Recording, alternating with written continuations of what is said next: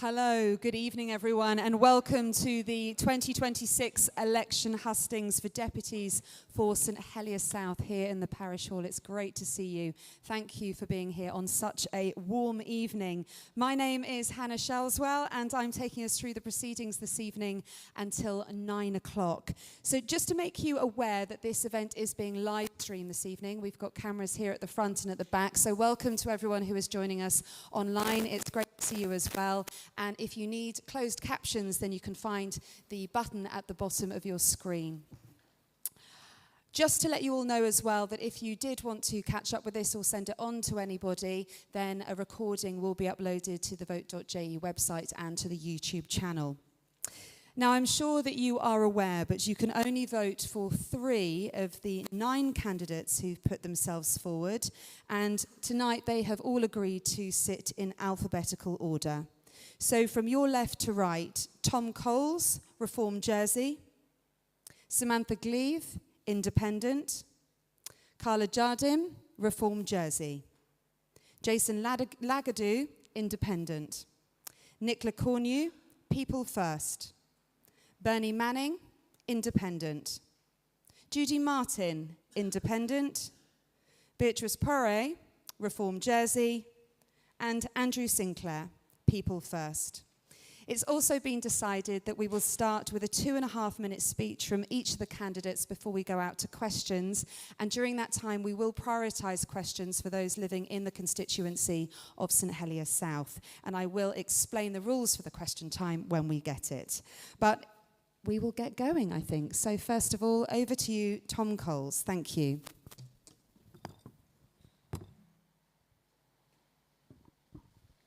Good evening. I'm Tom Coles, and I'm standing again as part of Reform Jersey. Over the past 4 years, I have worked hard for this community. I have fought for the Play.com warehouse to be used for the new school, so we could have extended the park. I pushed for better oversight on mental health services like counselling and psychotherapy. I have supported residents with planning issues while also speaking out against the overdevelopment of St Helier South. I'm running again because I have seen what is holding Jersey back. Delays caused by political disagreements, public money wasted through indecision, duplication across government and arm's-length organisations, and people giving in to vested interests. Reform Jersey has shown we can work in coalition and deliver real results, like 15 hours of free childcare for 2- and 3-year-olds, and improved residential tenancy law. But we cannot keep flip-flopping like we have seen with the hospital, wasting millions of pounds of taxpayers' money. Fort Regent sits empty, and it would be a travesty for this iconic building to sit empty any longer than it needs to be. Islanders of all ages deserve a modern leisure complex, and by working with the private sector, we can deliver this without the taxpayer footing the whole bill. The shoreline management plan is not a nice to have. This project will create new public space, provide safe, active travel routes, reduce traffic, and crucially, protect more than £1 billion worth of homes and businesses from flooding at Halfday Par. Our economy needs to diversify, but we don't need to reinvent the wheel. Jersey has a history of agriculture. We know how to grow. Utilising the regulations that already exist for the Jersey's cannabis industry, we can adjust them to cover new biopharmaceutical products, a high-value export sector that brings money into our island. We cannot forget our pensioners. With fixed incomes and rising costs, reintroducing a pensioner's income tax threshold is essential, moving many of our poorest pensioners out of tax altogether. Shipping has a huge impact on our cost of living. The DFDS flat rate card only works if there's real competition. If we can't get real competition, we need to scrap the flat rate card. If you want a deputy who will challenge delay, push for delivery, and stand up for St Helier South, please vote for me. Thank you. Thank you.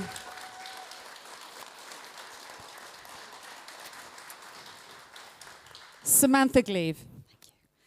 Good evening, everyone, and thank you for coming out on this very hot evening. You'll see we've provided you with fans on your seats, and if nothing else, our leaflets might prove useful for this evening. So I was lucky enough to grow up in St Helier, and even after 20 years of living in London, I always proudly call Jersey home. When we were looking to leave London with our family, Jersey was the obvious place for many reasons. But at the time, one of the top reasons was because it was affordable. How ironic that sounds now. We're now more expensive on every metric, apart from electricity, than Greater London. And my sons don't want to come back to live here because they can't afford to do anything. It's cheaper to hop on a plane with EasyJet to Liverpool or Manchester, pay for a hotel and party there. We need practical action so our sons, daughters and friends feel that Jersey is a place of opportunity to make it an exciting and affordable place to be. And that starts with being honest about competition, because it would make such a big difference to our lives right now. We need cheaper competition, especially a cheaper supermarket. How many low-cost providers are we going to turn away? We've already said no to Wetherspoons. We have said no to the Range. We said no 2 years ago to a low-cost supermarket. We have to stop saying no. We need to change planning, cut red tape, and welcome businesses that can actually lower costs. And we have to start with St Helier, because it's there that islanders are feeling it the worst. St Helier can become the jewel it should be, but only if residents feel proud to live here, lucky to live here, and never treated as second best. That means tackling antisocial behaviour, investing beyond the centre of town, easing traffic and parking pressure, supporting local businesses, backing our town schools, and creating proper green space. So yes, I'm going to say it, let's save the extension to the park. We talk about overdevelopment, but when there is an opportunity to say stop, that everyone is crying out for, the government doesn't listen. Please vote for me. My name is Samantha Gleave.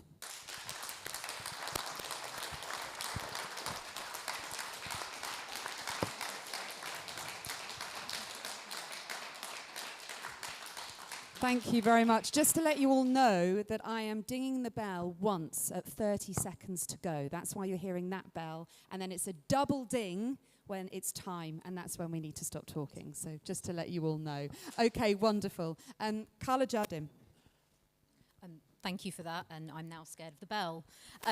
So when I've been out canvassing, I'm asking people what they think about life in Jersey. And all of them say, life in Jersey's good. And then they pause. And I know what's coming. They're going to say but. So young people say, life is good, but there's nothing to keep me here. Families say, Jersey's lovely, but by the time I've paid my mortgage and I've paid the nursery fees, I don't have much left.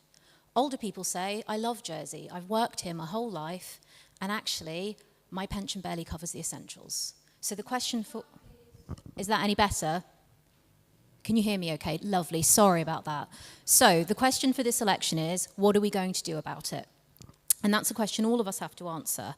I think there are two answers. Firstly, we have to accept that the politics that built the past is not going to build the future we want. The politics of indecision, the politics of narrow interests, those things are not going to cut it for the future. We cannot keep underinvesting and expect things to change. Reform Jersey has set out how we're going to change things in a full, funded manifesto that you can read online. The second thing that we can do, or you as voters can do, is elect politicians who you think have the skills and experience to change things. So my experience means I understand these issues. My parents moved here from Portugal and Madeira in the 1970s, and I was born and raised in town. These are the schools that educated me. That's the park I played in. Over there's the library that made me a bookworm. St Helier is not my constituency. St Helier South is my home, and I believe in it, and I believe we can do better. The second thing that you can think about for me is the way that my experience will inform how I work. So since I graduated Oxford in 2010, I've worked in charities, I've worked in higher education, and I've worked in government. I've worked in teams of different sizes, across countries, and yes, across the political spectrum, and we've got stuff done together. And that's what I want to keep doing if I'm elected. I want to deliver for St Helier South, and Sam, you've said it, so I'll say it too. That does include a gas place school, which I am in favour of. It does include pushing through the Havre de Par shoreline management plan to protect homes and give us the amenity space we desperately need at Havre de Par. It means using the levers we have to tackle the cost of living efficiently and quickly so you see more money back in your pockets. And it means investing in us, including investing in lifelong learning so we can actually build the economy of the future and fund the services we're going to need. Fundamentally, I think you're all here because you think Jersey can be better. Thank you for your time. Thank you.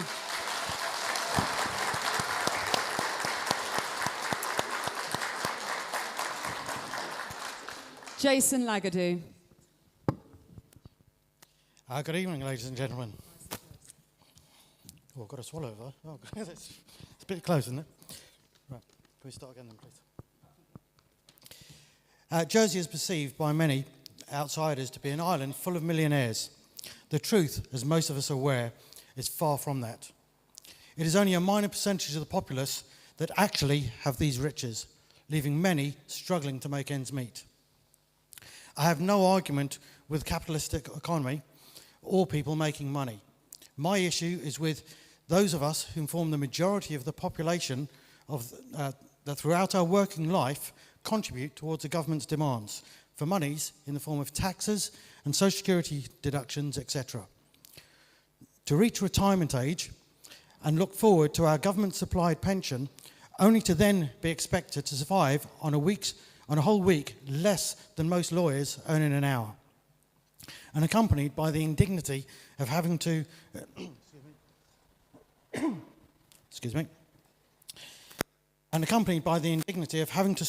having to be topped up with income support is totally inappropriate. This is not a matter of just for the senior generation, but a matter for the whole population. From the first day of leaving school to the last day of working life, everybody needs to take stock and consider it. GST, whilst in some ways unpopular, does allow for a user pays system, although should only apply to non-essential and lifestyle goods, and not to life essentials like food and medical products. Let's look at outsourcing. Our government employ far too many outsourced services that in some form, many already exist in this island.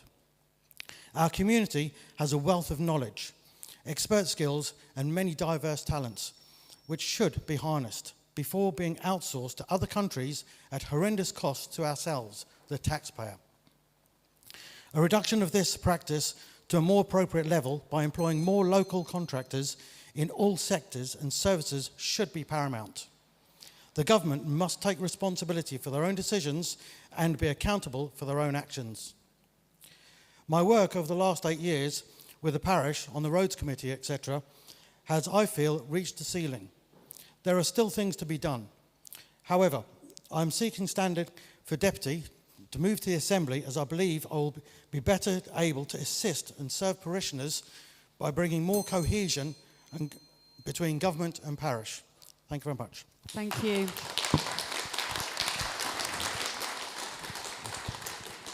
Nick Lecornu.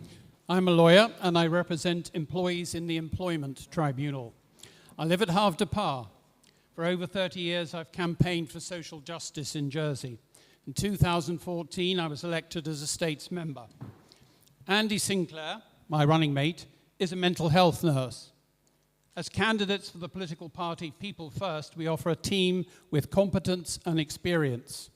People First is a political party of a new type, one of action, one of struggle, and dedicated to achieve results for the people of St. Helier South. We punch above our weight. People First supports a well-resourced and accountable public sector, not cuts and austerity. Quality services must be funded from increased taxation on corporations and the super wealthy. The low-tax, low-spend model is broken. Finance should serve us. Jersey's government has for too long been run for the rich and the privileged, ignoring the social and economic interest of the working people. People First demands replacement of the minimum wage with a real living wage, quality affordable childcare for working parents, strengthening employment law to fight disability discrimination and racism, promote trade union rights in retail, hospitality, and healthcare. The justice system in Jersey is completely broken and unaffordable. People First believe in decent accommodation should be a right for all. No one should live in a slum. We must protect private renters from poor quality housing and unfair rent increases, whilst developing an extensive public island-wide housing programme. Health is a priority. We will deliver the new hospital and stop management bullying. Deliver a fully funded mental health strategy and reprioritise children's rights, which have been reduced to tokenism.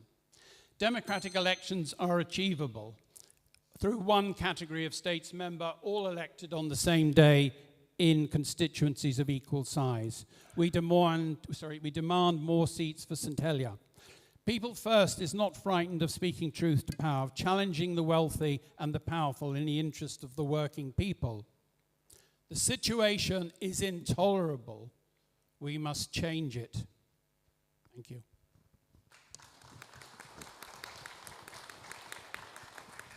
Bernie Manning. Good evening, everyone, and thank you for coming out on this hot night. As a candidate of St Helier South, I would like to say this is not my first time that I have stood. I've stood 6 times if you include a by-election. This doesn't mean I'm doing this out of habit. This means I'm persistent, and if in the States, I will push forward on your behalf. Okay, I live in St Helier South. This is my home. I have lived and worked amongst you for many years, and I am proud of our community spirit. But I also know how much more we can achieve together. Like many of you, I see an island full of potential, but also rising costs, especially housing, pressures growing inequality. And I'm standing because I believe together we can build a better Jersey, where the cost of living is taken seriously and government is brought into account. This is not politics as usual. This is about putting islanders first. My politics are not about left versus right. I believe effective politicians need to work together for the benefit of the whole island and our district. No matter what our political persuasion, I would vote on each proposition on its own merits. I have for many years served our community through civic groups, charities, and parish life. I believe in an island where everyone, young and old, can live with dignity, security, and hope. With a government that listens, responds, and delivers. Practical solutions, not endless reviews, delays, and excuses. Cuts waste and keeps to tight budgets. My manifesto sets out my vision, my principles, and my commitments. In 1996, I called a meeting of environmental groups, which led to the formation of the Millennium Town Park Group. We collected 17,500 signatures in 2011. I lost my parking space then because a parking lot became a park. Because when people came together, we win. Thank you. Thank you. Judy Martin. Thank you. Good evening, and thanks for coming out tonight. For those who don't know me, my name is Judy Martin, and I've represented this district for many years. This is my district. The people I've met again on the doors are the people who still remember me from years ago. Some had small problems, could be with social security, could be a big eviction from around the corner, and we had to get them a house. It could be a smaller thing, but it was massive to them. And then a few years after that, we had a massive issue in the centre of town, and court was knocked down, and the states in their wisdom decided, oh, what are we going to do with that? Oh, I'm going to put another Pier Road car park there because that's just where it should go.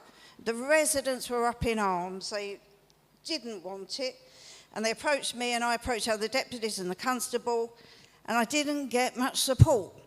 So we set up a petition, the Town Residents Regeneration Association and myself, a paper petition where we had to stand in the rain and knock the doors.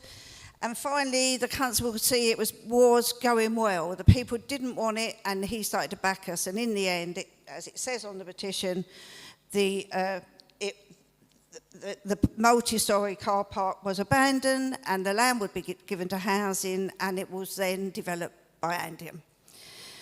And that leads me on to the flats around there now. I've been around there for the last few days, delivering leaflets, talking to people. I've been in flats, one single person in, mum and dad and 2 children, mum and dad and sometimes 3 children. They need more space. They're asking about the park. Now, it seems to think, somebody said to me, well, a lot of them are old there. Well, just because you're over a certain age doesn't mean you can't use the park. You've often got grandchildren. They want to use the park.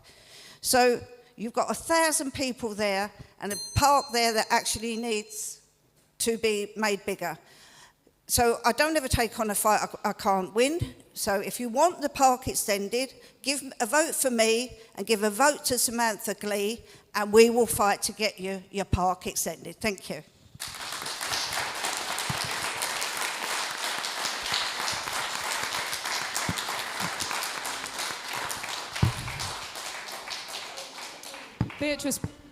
Beatrice Poirot. Thank you. Good evening, everyone, and thank you for being here tonight. My name is Beatrice Poirot, sorry, that's important. Over the past 4 years, I have worked every day to stand up to our community, to listen and to deliver. During my mandate, I have focused on supporting residents through challenging times, improving access to services, and ensuring that decisions are based on evidence and fairness. I have worked closely with colleagues and the community to push for better outcomes, not just for St. Helier South District, but for the whole island. I am standing for re-election because I believe that our community deserves strong, principled leadership that speaks up, asks the right questions, and holds government to account. A leadership that does not depend on one person, one goal, but one that believes that long-term solutions are better achieved through collaboration, transparency, and accountability. That is what I and my Reform colleagues have done and will continue to do. But here, there is more to it. Most families are still feeling the pressure of rising costs. Our young people want opportunity to build their lives in the island. Our elderly people need protection on their long-term care. Our communities still need safer streets, fit-for-purpose schools, a much-needed hospital, more affordable housing, and stronger support networks, because we all matter. And if we focus in fairness, we should all thrive. I am standing again because I care deeply about the parish I call home and the people who live here. And if elected, I will continue to listen, to act, and to put our community first. And I hope I have shown that I can do that. I can, and I will serve with integrity, determination, and compassion. My Reform colleagues and I have demonstrated that together we can build on the progress we've already made and created so far to deliver a stronger, fairer future for St. Helier South residents. I would be proud and grateful to have your support. Thank you.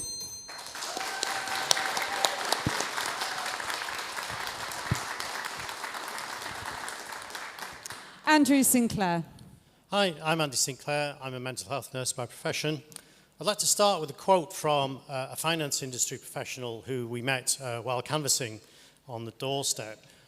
What he said to me was, Jersey could double the tax that we levy on the high net worth individuals, and this island would still be an attractive option for them. Our current economic model fails to meet the most basic needs of our islanders. A fifth of the island lives in poverty. Around half of the inhabitants of St. Helier South by household report struggling financially. What is the point of a finance industry if every time our people ask for healthcare, housing or education, we're told there's no money. Yet when we say tax the rich, we're told that's too complicated. We know these claims are false. The Sunday Times Rich List was published this month. It showed that in Jersey we have the Gordon family of William Grant Distilleries with a wealth of 4.745 billion, the Dawson family who own the Range department stores with a wealth of 2.65 billion, and Simon Nixon of Money Supermarket who has a wealth of 2.05 billion. So the top three families have a combined wealth of 9.4 billion. That's 6 times our entire strategic reserve, 9 times the cost of upgrading our entire healthcare system, including the cost of the new hospital. So I don't ever want to hear again that Jersey is broke. Trickle-down theory, the idea that wealth trickles down magically to benefit everyone, is a scam. But it's a scam that the establishment of Jersey wants you to fall for. Far from curbing the capture of this island by finance, last year Jersey approved 37 new high-value residents. That's more than double the policy guidance of 15. The Gini coefficient that measures inequality, which is based solely on income, with 0 equaling total equality and 1 being total inequality, Jersey's rating is now 0.43. Historically, values over 0.4 are associated with civil strife. How can that be averted? We need an emergency debate in the States on supporting islanders in the cost of living crisis and urgent structural changes to our tax system to address inequality in Jersey.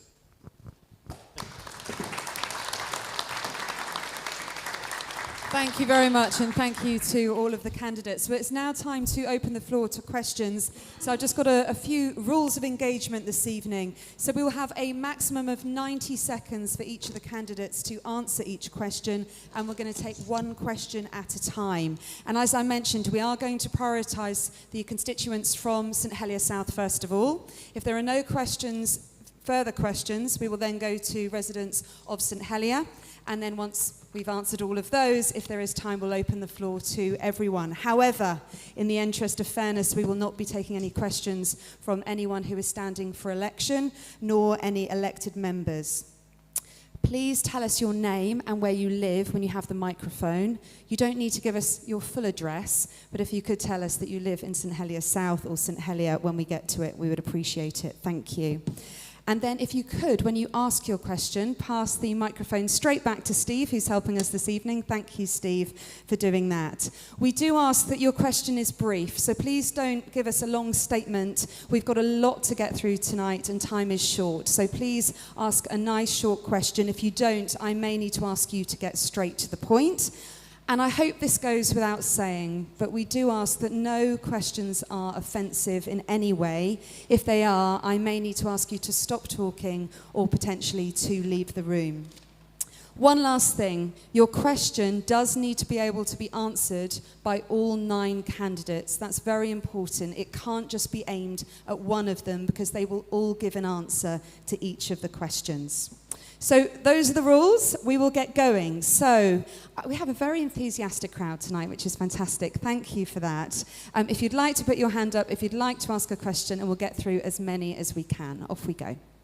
The lady in the red over there, thank you very much. If you'd like to tell us your name, where you live, and hold the microphone nice and close. And just to let you know, you will hear those bells again. 30 seconds to go for the answers, and then time. Thank you. Hi, I'm Ashley O'Connell, St Helier South. My question is, some candidates have argued that Jersey should relax planning restrictions to encourage more development, including major commercial projects such as supermarkets and higher density housing. However, residents in St Helier South are already facing significant proposals such as Lucas House and Green Street, alongside concerns about overdevelopment, traffic, parking and pressure. So the question is, do you believe St Helier South is already taking more than its fair share of development? And if planning rules are relaxed further, what specific safeguards would you put in place to protect residents and prevent overdevelopment? Thank you very much for your question. Thank you. And we're going to start the answers with Samantha Gleave. Thank you. Thank you. Thank you, Ashley, isn't it? So, absolutely, I think that St Helier and St Helier South in particular has had too much overdevelopment, and actually I said that in my opening speech. Making planning simpler isn't about relaxing it. It still needs controls. But what we need to give people is certainty. So all the candidates went to an evening with or not an evening, it was a debate with the construction industry. And they said it was actively discouraging investment in the island at the moment because there is nothing up front giving them certainty about what decisions are going to be made. And too many decisions are then contradict each other. So you have one person saying something, they work with the planning office all the way through thinking, this is good, we're doing everything they want, somebody else takes it over, and the decision is changed. So this isn't about lack of, it's not lesser controls, it's about making them clearer and cheaper. And it's about giving people certainty so they can invest. Nobody is going to buy a site before that certainty is given to them. Okay?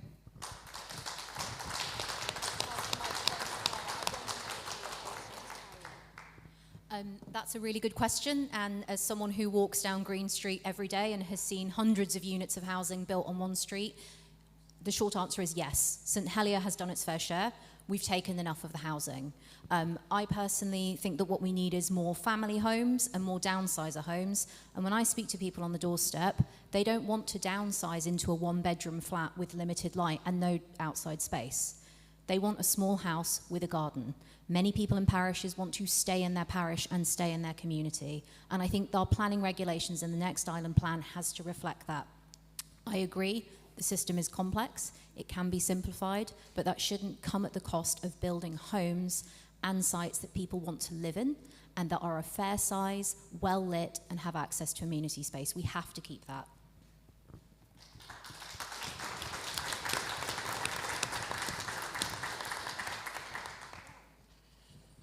Well, looking at the Lucas House item as a very classic example, the whole concept of it was very minimum on parking.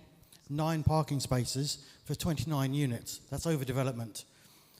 When you calculate the development that's in St Helier South already, we've got the big developments like Cyril Markham Court, we've got Ann Street brewery site, we've got the Mornington Hotel that's been redeveloped, we've got the Apollo Hotel coming up shortly that's going to be redeveloped. They're all in the pipeline. We've got thousands of units being created and not enough space to enjoy it.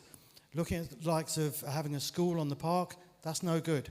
We need the space that's accommodating for people to have amenity space. Part of the development agreement with getting the Ann Street site that came to me on the Roads Committee was about having the agreement to build the properties on the proviso that there was going to be a park. So that sort of controls and restrictions needs to be maintained, that we're not overdeveloping and developing the wrong style of property. In fact, as Carla's just commented on, we don't need more one-bedroom flats. We need family accommodation in an appropriate area of the town. Thank you.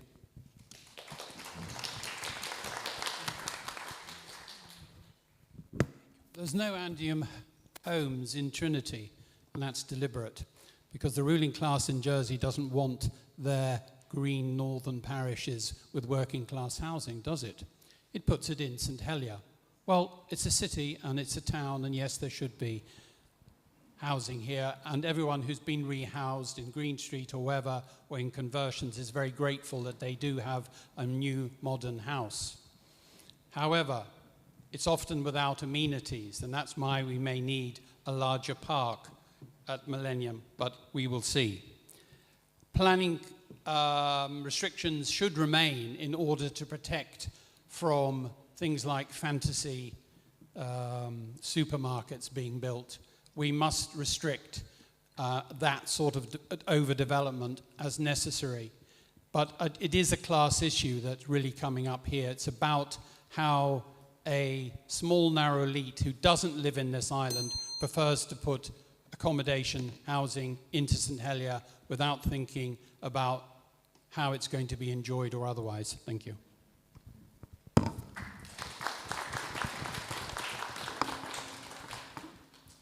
Yeah, thank you for the question. I think we are now being overpopulated in St Helier. We've still got a big site going to be coming online down at the waterfront when they decide to knock the cinema down. That's going to be another 1,000 units if they get their way. It's now time that we start looking outside of St Helier. There's greenhouses that are derelict. Some of those could be actually used for accommodation, and there's also brownfield sites that should be used before we start cramming any more developments in St Helier. Relax planning laws. I'm not too sure on that because we need to keep a tight rein on what they're doing. There are some items which maybe we don't need to keep a rein on, which is like what type of floor tiles you're going to have out in the front, what type of trees you're going to plant. You can tell them that we need them, but we should be able to leave them decide what they're going to actually use. Thank you.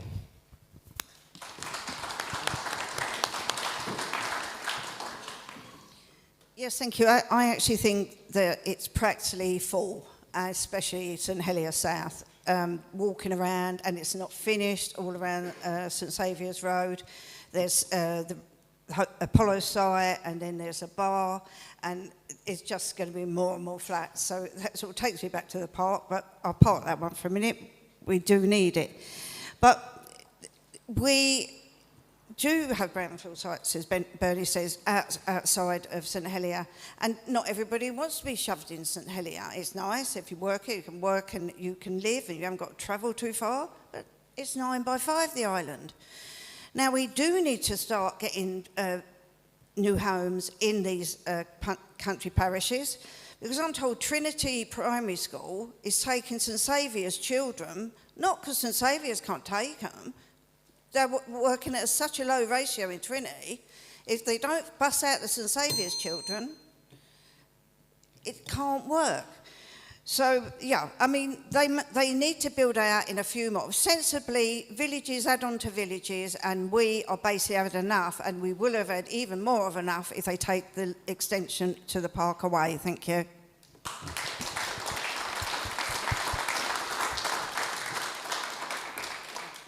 Thank you for your question.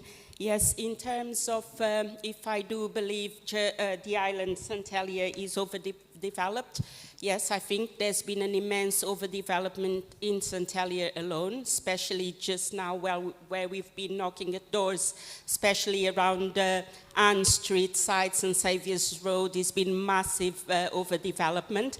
I think development needs to be considered.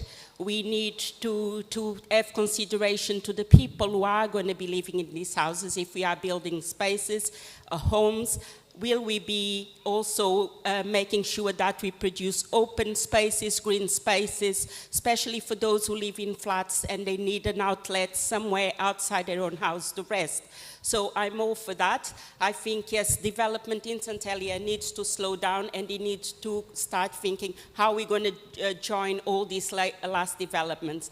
I do believe that we could cut red tape slightly, but I think more importantly, I would probably be of the opinion of follow a master plan, which will give us all in the island a joint up process to how buildings are being built, not just today, for the future.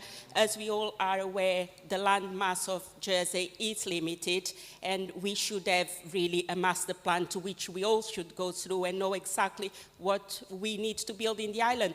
But if anything for St Helier, I would only encourage schools being built and parks. Thank you.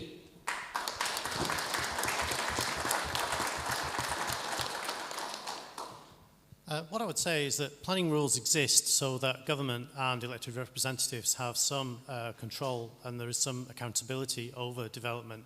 I do absolutely agree with what everyone else has said about the overdevelopment in St Helier South. I think all the candidates who've spent time canvassing, going down flights of stairs with carrying leaflets, etc., which really brings it home to you just how much St Helier South is overdeveloped. And I would echo what Nick said, that it's really strange that housing isn't more dispersed throughout the island. Where I'm from the UK originally, I came to Jersey as a nurse, and where I'm from in Lancashire, if you go to even the most remote villages, you'll find social housing everywhere. and it merges, fairly inconspicuously with everyone else. It's no big deal. So I think that's something that, we can learn from in Jersey, and I would think very carefully about any radical revisions to planning law, to be honest.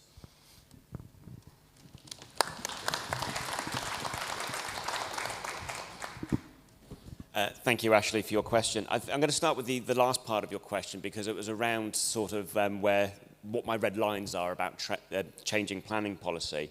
One of my red lines is we always have to maintain the right to appeal, not only for the developer, but also for the neighbours, because nobody should be forced to live next to something that they don't like, that may invade their privacy, may affect their private amenity space, because everybody's home is their own, and they should have certain rights to protect that environment in which their home is that they've chosen to go into. When we talk about St Helier South, yes, St Helier South has done a lot of the heavy lifting when it comes to the current island plan policies, especially when it comes to density standards. We've been really pushed with really high density standards in St Helier South, but really low parking standards. So people are building lots of flats, not providing enough parking, and so we're feeling trapped within St Helier. We're also building a lot without providing the critical and public infrastructure that's supposed to go with all these sites. Since like we've so many more homes built, but no school in the district. We do need to review policies in the island plan, because there are things which just don't work. The fact you have to do a flood risk impact assessment in Halfday Palm makes sense.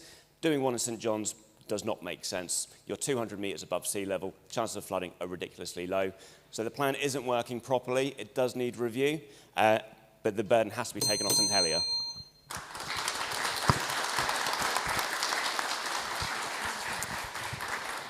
Great, thank you very much. Right, we'll take more questions from St Helier South. I have a hand right at the back. Steve, thank you. The lady in the middle there? Yes, thank you very much. Please hold the mic nice and close, and if you could tell us who you are and where you live. My name is Mary, and I live in St Helier South. And if elected, will the candidates tell us if they want a ministerial job or one in scrutiny? Thank you very much. We will start with Carla. Thank you, Mary. I think that's a really important question. For me, I'm very much looking at a scrutiny position. I'm a first-timer. I have worked within government, but I don't have experience of being an elected member. So for me, scrutiny is a good place to learn, but also a good place to use my skills, which is synthesizing complex information, asking difficult questions, and dealing with complexity. So I'm very much aiming for scrutiny if I'm elected.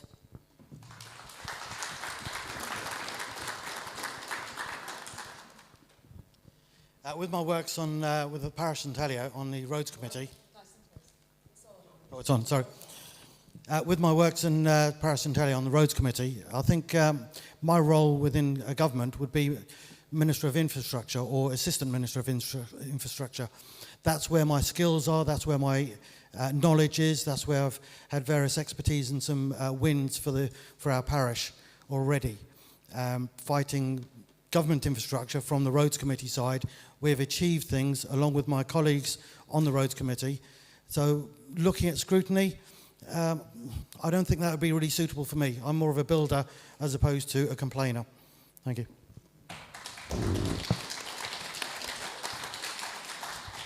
The Council of Ministers has already been formed. They are the senators. That's why they brought them back. It was a gerrymander, of course. This is the power elite who are very frightened of super constituencies. Elderly gentlemen who don't like walking around large parishes, who would prefer to put themselves and their seats in bottoms on seats in parishes and get elected by the wealthy in country parishes. That's what has happened. That is the future. What we need is a strong opposition, and I, if elected, will be part of that, along with Andy Sinclair, calling out a government which we know is going to continue the same policies as before. Only worse, it will be cut, and austerity. So no, I won't be accepting a ministerial position. I will be working on scrutiny to expose what government is doing and to try and hold it to account.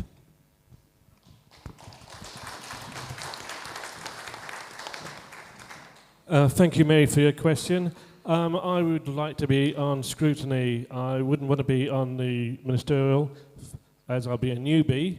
And I've also got propositions of my own, which I would like to bring forward. And I wouldn't want to be held accountable by a ministerial committee. So no, I would like to be on scrutiny. I think that's the best way to start off. Thank you.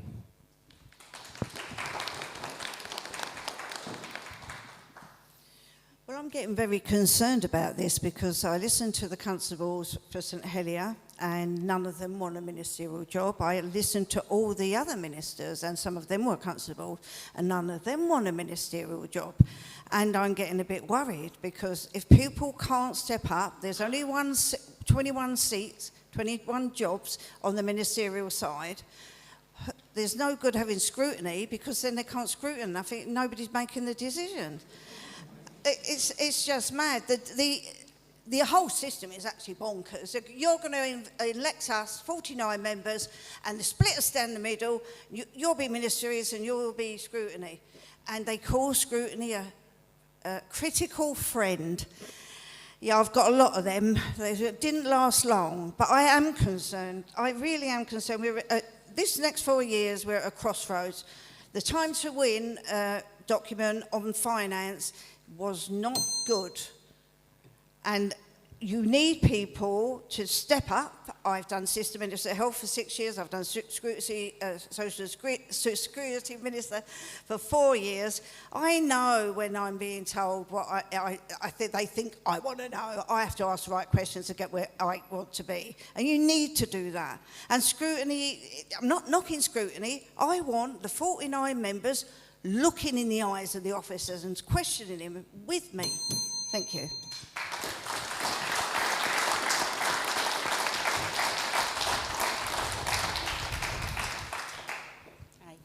I can honestly say that I really have enjoyed my past 4 years as a backbencher and the various seats I have had in scrutiny panels. So if I was to be elected again and would still be a backbencher, I would be really happy with that. But having said that, if I wanted or if I was asked to be a minister, I would like to stick to the economical development.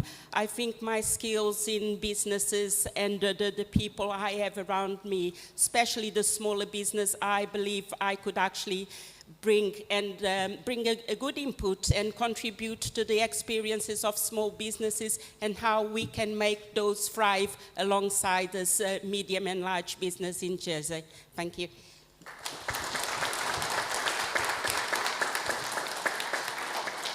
Well, like Nick, there's no way that I would accept a ministerial position in a government that we didn't have a majority in, so that would be a red line for us.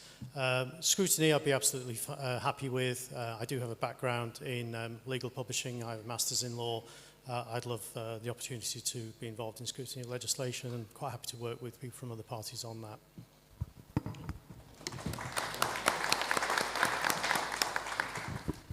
Thank you, Mary, for your question.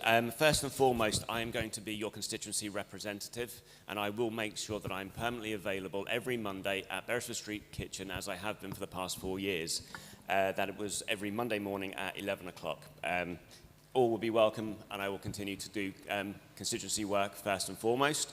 Beyond that, I've done time in scrutiny, mostly within the environment, housing and infrastructure scrutiny panel. So I think that's given me a broad oversight of all three of these portfolios. As we don't know what the composition of the Assembly is going to be next time, choosing that role might not necessarily be down to myself directly, but I think I have got good strengths to that I could take one of those three roles.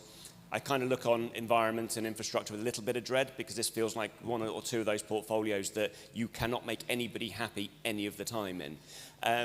But that's the job. That is what we do, why we get elected up here, to try and deliver on things. And just try and do things which are the best for the island of Jersey. So thank you.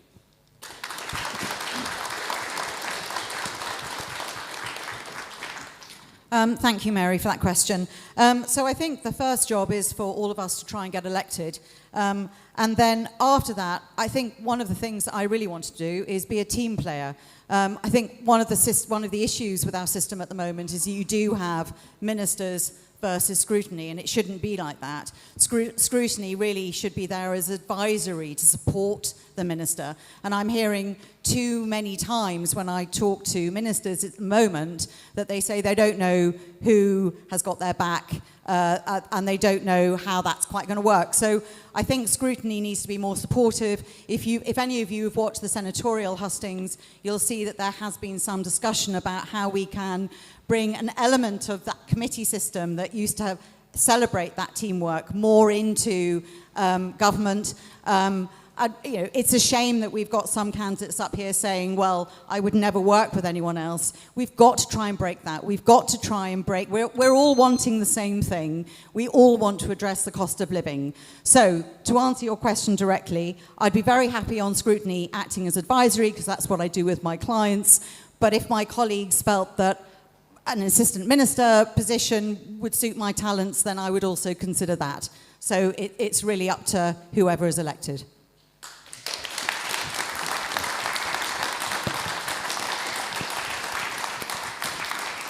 Thank you very much.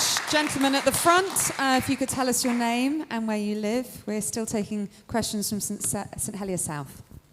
Thank you. My name is Andy Harris. I do live in St Helier South. So obviously if we had 49 people elected and they were all with their own agenda trying to push their own ideas, we're not going to get much done. Can you give examples of when you have worked well with other people of differing viewpoints to yourself, and how you are going to go about doing this if you get elected, working with people who have different opinions to you? Thank you, and we'll start with Jason. Team player, yes. Looking at my past roles, I've been in the fire service as a firefighter, so very much teamwork there. But not just working in the fire service alone, is working with other services as well. Coast Guard, ambulance, police, civilian services, as well as just the emergency services. I'm ex-military, so obviously there's a lot of teamwork in that as well. We have to work with our colleagues. Looking what I've done over the course of the last 8 years with the parish, in the different roles I've on the different committees, it's been teamwork there as well. So I would say that yes, I would be a very good team player. I can take certain leads where it's necessary, but I'm also happy to be sitting on the back seat as well, whichever seat I'm sitting on at that moment in time. Each task that comes along is an individual task. You never know which task is where you're going to sit. So it's being able to be a team player, but also take lead when it's required.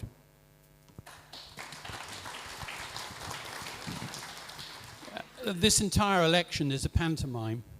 Everywhere there is democratic deficit, everywhere there are...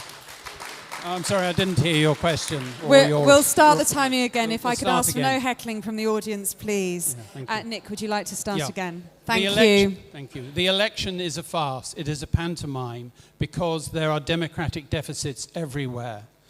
The three categories of states member is farcical. Why should there be three? It's an historical legacy without any memory.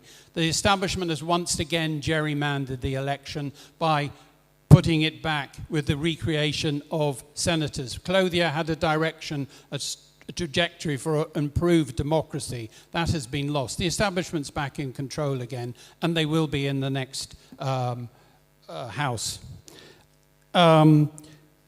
There really is no policy choice for the electorate. You can't actually structure what kind of government you're going to get. They're all standing as individuals. They've all got meaningless policies. What is needed is a party of the establishment. Come on, guys, create one. I know Value Jersey wants to have one, and be it. But do it properly, and then the people will be able to decide. Okay, I've run out of time. Oh, I've got 30 seconds.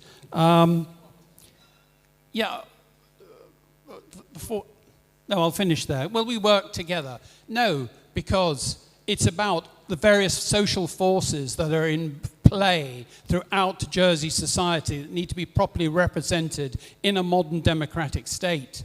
And my interest, I'm trying to represent working people, the working classes, and who I've met and who are the majority in St Helier South. And that is time. Thank you.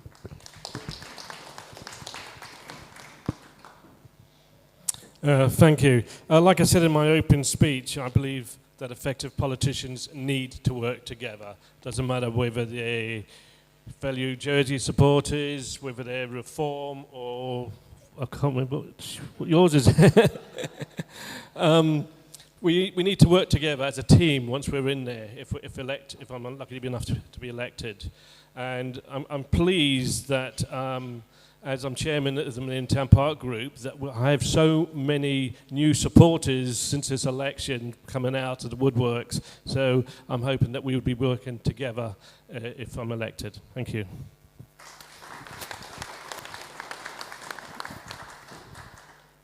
Well, so far in the Assembly, there's never been anybody I can't work with. I work really, really well with Deputy Southern. The Minister was dragging his feet to bring in support in. It was hard that to do so many different benefits together, but they were dragging it. And we were watching the residents from La Collect drag their children or push them up in a buggy all the way to the Odeon every Thursday so they could get their money. It was Dickensian, and this was 2009. It was terrible, so I worked with Jeff on that. And then a few months later, I was asked to work with Frank Walker to introduce ball seamen into Jersey. It was a very controversial thing at the time. He wanted it, and most of the constables didn't, and he picked me to sort of help work with him. So as I say, a crossbreed, I can work with people. And if I was going to be a minister, I was hoping that Nick might be my assistant, but I think he's a definite no, but he might be a maybe. Thank you.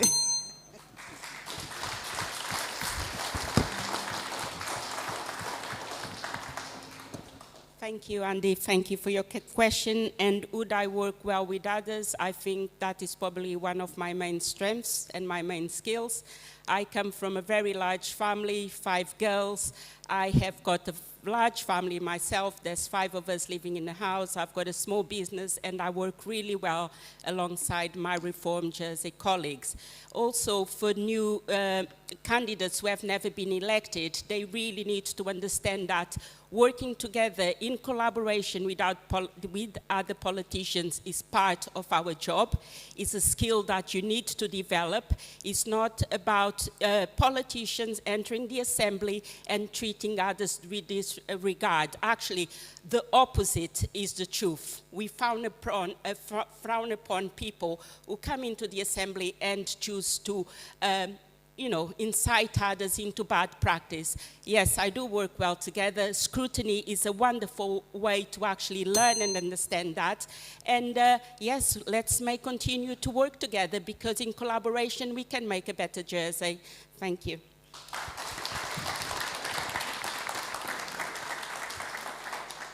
Well, just like anyone who's ever had any job outside of politics, and obviously I have worked with people who have very different opinions and outlooks on life to myself. I've been a mental health nurse in the UK as well as in Jersey. I've worked in forensic hospitals, which are, as you probably know, high-risk environments. And it's essential in that kind of environment that you have to get along with people whose opinions you may differ from. So that isn't an issue. That's why I'm quite happy to work on scrutiny with people from all political persuasions. There is, however, a fundamental difference between that and going into government with political parties who represent class interests that are diametrically opposed to ours. Like Nick, I'm here to represent the working classes of St Helier, and that's the aim of People First. We won't be going into coalition.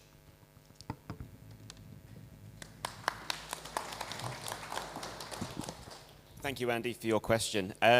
So I think the main thing we always have to remember in any walk of life is that we are all human beings to start with. And if we ever lose sight of the fact that somebody next to you is a flawed human being like we all are, then we've already started to lose. So we always have to remember to keep sight on the human part of everybody. We will all have different opinions. We will all have differing viewpoints, but we are all still the same. So you get that base, then you can always work together. So the examples that I can think of where I've worked with people, obviously I have had a job before here. I was the only left-wing leaning person in my office, very different viewpoints. Then I think about some of the things like the Waterfront Residents Meeting, the Half Day Power Group, where there has been another deputy in St Helier South who isn't part of Reform. It's never been combative. We've always been collaborative in those areas, always offering support for each other as and when we need it. Scrutiny, I chaired a PPC subcommittee, which again had members of the Assembly which aren't the easiest people to work with, but we still managed it. I chaired the regulation of hospital and ambulance services with absolutely none of my Reform Jersey colleagues. So every single person came into that room from a different viewpoint, and I think we delivered a very, very good piece of scrutiny. So those are my examples. Thank you.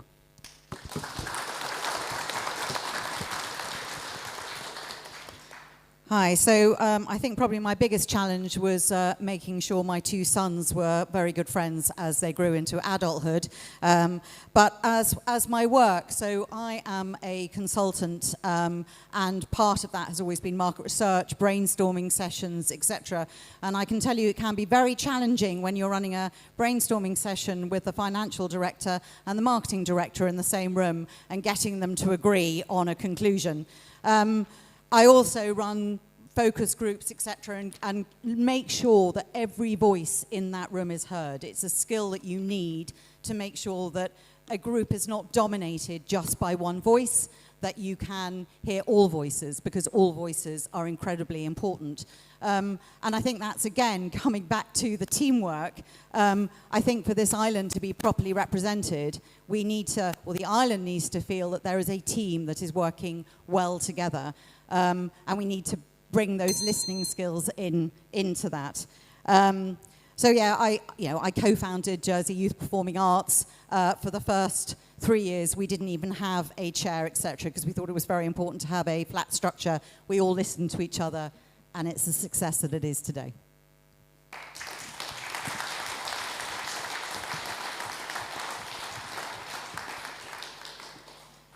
This is a really good question, and as someone who's a member of a party, for me, the reason I'm standing with a party is because I believe in collaboration and I believe in shared principles. So for me, and I've said this to other candidates when we've spoken, standing with a party means I look at this group and I go, great, we agree on things, we've got a place to work from.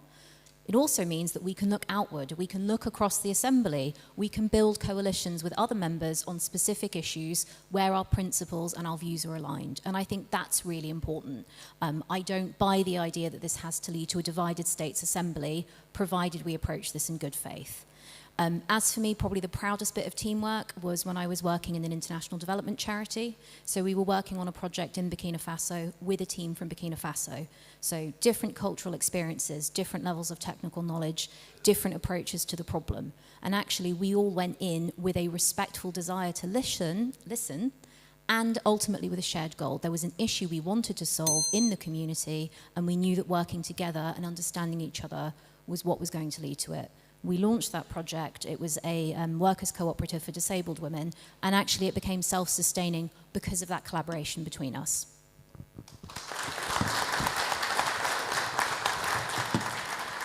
Thank you. Taking questions from parishioners in St Helier South. There's a lady on this side of the room. Thank you very much. Hi, my name is Lynn Cappy. I live in Havdepa. Firstly, thank you to you all for having the courage to stand for election. Many of you have talked about your commitment to supporting local businesses, nurturing local talent, prioritising Jersey businesses for government and ALO contracts, of course where the right skills, experience and expertise exists. Please can you help us understand exactly how you plan on doing this if and when you're elected? Thank you. Thank you, Lynn. We're starting with Nick. Thank you. Well, thank you. I'm aware for small businesses there is a great difficulty. You're competing with, of course, international banks, international lawyers, and finance companies. And life is going to be difficult, and it's not made easy by the government for you to achieve those things. Actually, I see myself representing primarily working people. That's what I do in the Employment Tribunal. I'm here to encourage and to strengthen employees' rights. That's the working people who are the vast majority of St Helier South. Businesses are important, particularly small businesses, because they employ so many in this island. But there are difficulties that are faced by those, and they can be assisted perhaps by politicians who are prepared to listen to them and implement changes to the social security system and give some help. But as I see myself, primarily to assist employees.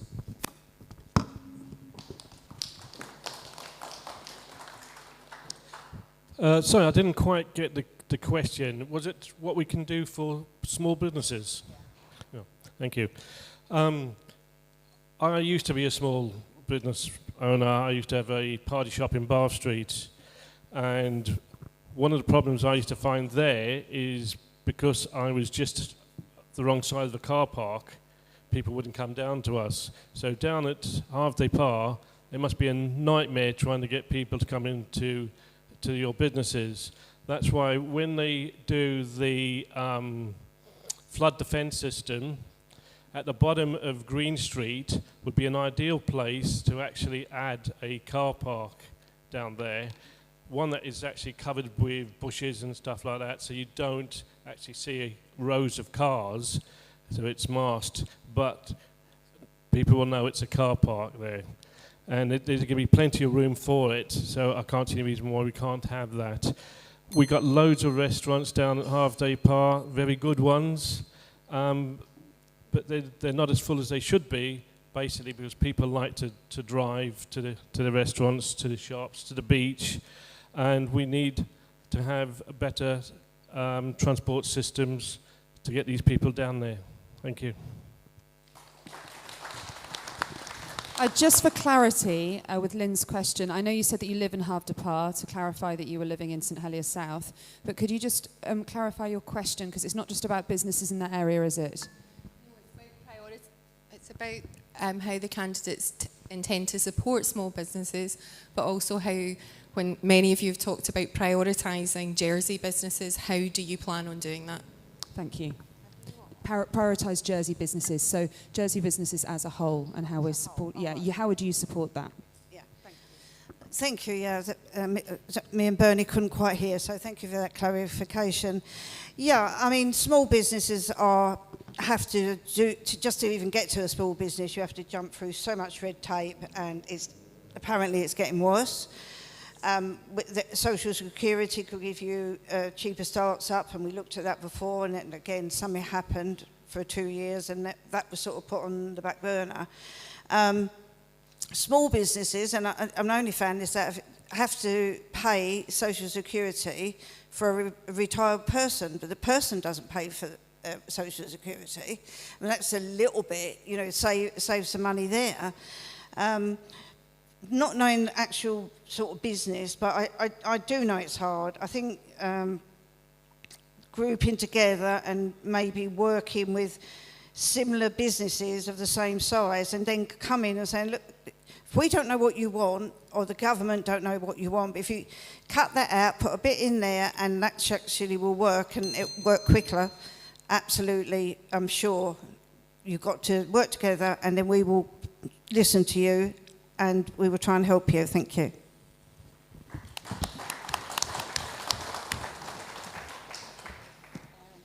Thank you, Linda, for your question.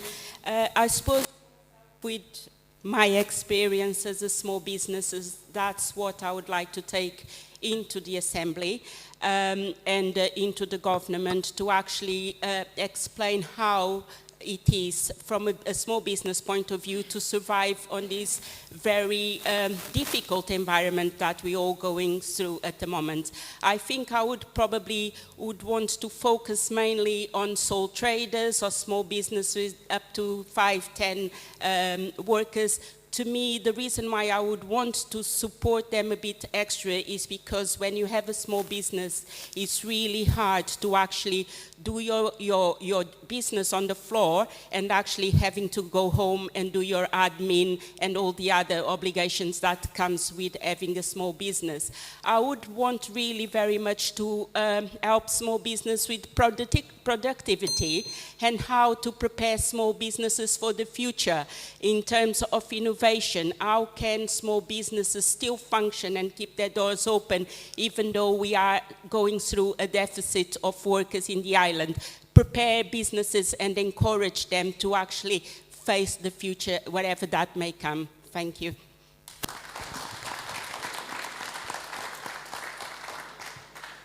Whilst I would echo what Nick said earlier, I would also say that we are open to dialogue with small businesses.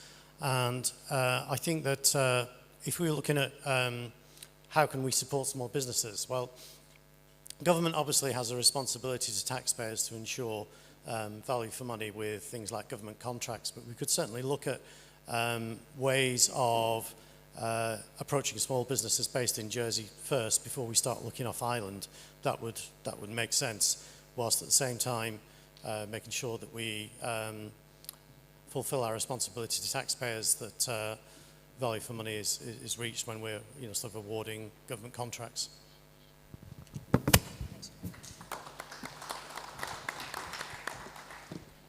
Thank you, Lynn, for your question. So the big key to we always have to remember with any small business owner is you are an expert in what you are doing, whether it's the field or a service, whether you're producing a product, you are that expert. You're not the expert in regulation.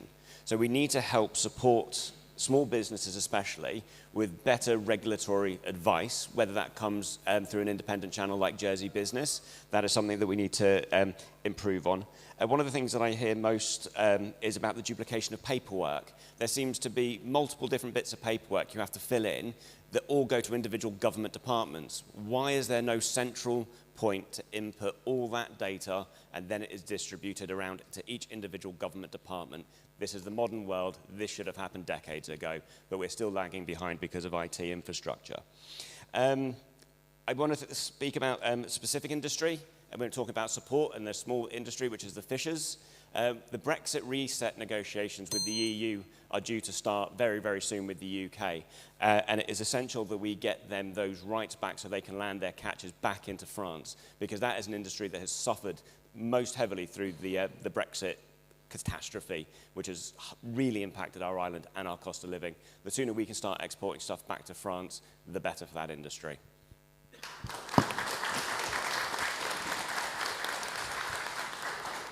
Thank you, Lynn. It's actually quite a big question, this, so I'll try and be quite... I agree with Tom about making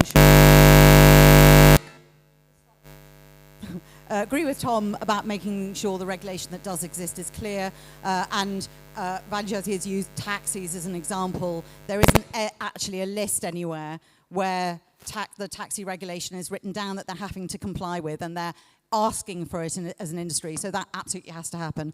And we need to cut red tape, unnecessary regulations. So one of my favourite examples is the business licence that sole traders have to have if they earn over 8,000. Guernsey doesn't have it, Isle of Wight doesn't have it, England doesn't have it, but North Korea and China do. Go figure. But I also think the government needs to lead by example and actively use small businesses, and we need to look at the procurement there. So I know that government has sent out emails on procurement to small businesses where they fall at the first hurdle saying, I'm sorry, you're too small, you're not big enough. Now, if you look at models like Finland, which now have the highest use of small and medium-sized businesses in Europe, they have broken down their contracts to make it easier for local businesses to access those contracts. And that's absolutely what we should be doing, because that makes sense for then employing people locally. If the government isn't giving local businesses work and are giving them to businesses in the UK because they're bigger, then that isn't going to, we talk about getting jobs for our young.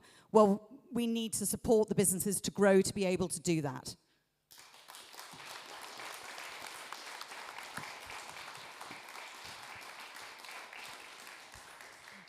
Thank you for your question, Lynn. It's a really important one. I'm a big believer that government has to get our house in order to gain the trust of the public, and I think procurement is one of those. At the moment, if you are procuring anything in government, you judge the people who come forward based on who is the cheapest. There is very little regard given to anything else. And so, of course, we're spending taxpayers' money, we go for the cheapest option, and actually, unfortunately, that often is a large UK provider. But there is some work being done to change that. So I've been to 2 events recently. One was by the Jersey Community Foundation, and they were mapping out how we map social value. So for them, it was in terms of how many pounds of charitable donation do charities turn into added value. The Jersey Construction Council said a similar thing. We'd love access to these contracts because actually, yes, we might cost a bit more, but we build jobs, we build infrastructure, we add that long-term value, we invest in our workers, we grow the industry altogether. So there are some green shoots in this area, but I do firmly believe government needs to look at this, see how it can mitigate any risks, and see how we can support those businesses, because we have to put our money where our mouth is, and I think people are looking to the next government to do that. Thank you.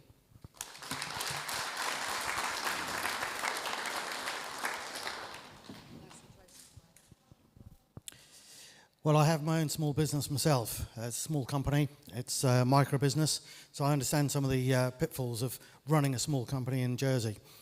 Trying to get any big contracts is not possible because being, in fact, what Tom has alluded to before, if you're too small, you can't take the big contracts on. We've got the Fort Regent site coming up, and the hospital site for that matter. But with the Fort Regent site, there is availability to make, instead of one ginormous big project, make smaller sub-projects.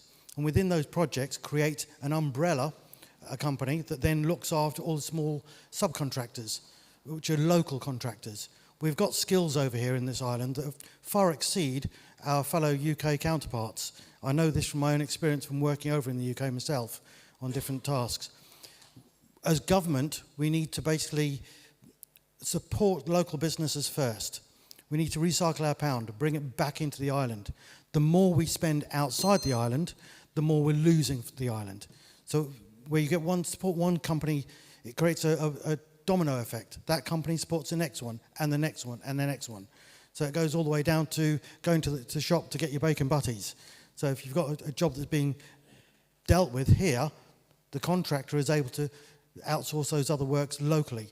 But government should not be outsourcing outside the island when we've got so much talent locally. Thank you.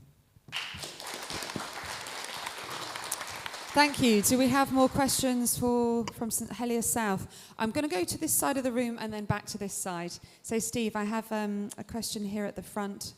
This gentleman, thank you. Just down here, actually. Thank you, Steve. If you could hold the microphone nice and close. Yes, and your name and where you live.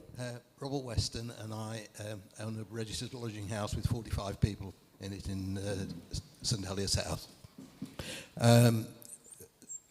I want to try and make the candidates think a little bit here. Nobody in Jersey disagrees that we have a bit of a housing problem. And I know from my lodging house that we're full, 45 to 50 people. We also have interest in the tourism industry in Jersey, and I believe from what the candidates have been saying that they are keen to support tourism. However, So, there's... and your question, yes, if I could, yeah, thank there's you. a conflict between these two areas because tourism needs staff and has to recruit from outside the island because Jersey people are not very keen on working in the long hours and so on. So we have to house the people who come in if they're immigrants. Question, where are we going to house them? So would the candidates be kind enough to indicate whether they prefer to support housing for residents in Jersey or support the tourism industry's growth and thus provide jobs in Jersey? Or maybe a compromise of both, but please. Thank you. Thank you. Thank you for your question. Thank you. Okay, Bernie, we're starting with you. Thank you. I think we need to do a compromise of both. We need, like you say, the hotel workers, but we also need more housing for local people. There used to be a lot more hotels that had their own staff accommodation, which over time disappeared. It's a pity that's happened because now we need to try and find staff accommodation for them. So I think we're going to try and fit both in, but the staff accommodation that we come up with needs to be a decent standard. It can't be just a small room with 2 people sharing like it used to be in the 80s. It needs to be to a decent standard. So yes, I would say we need to somehow find room to accommodate both. But thank you for your question. As I've got a bit of time left, can I just go back to the last person? When I used to be in retail, there was 2 groups. One of them was the Jersey Federation of Small Businesses, which I used to be the vice president of. And the other one was the retail group, which I was a former chairman. Basically, those 2 died off over the years, but they really need to be brought back. And if you'd like to talk to me after, I'd be happy to talk to you about these 2 groups, but somebody needs to bring them back. Thank you.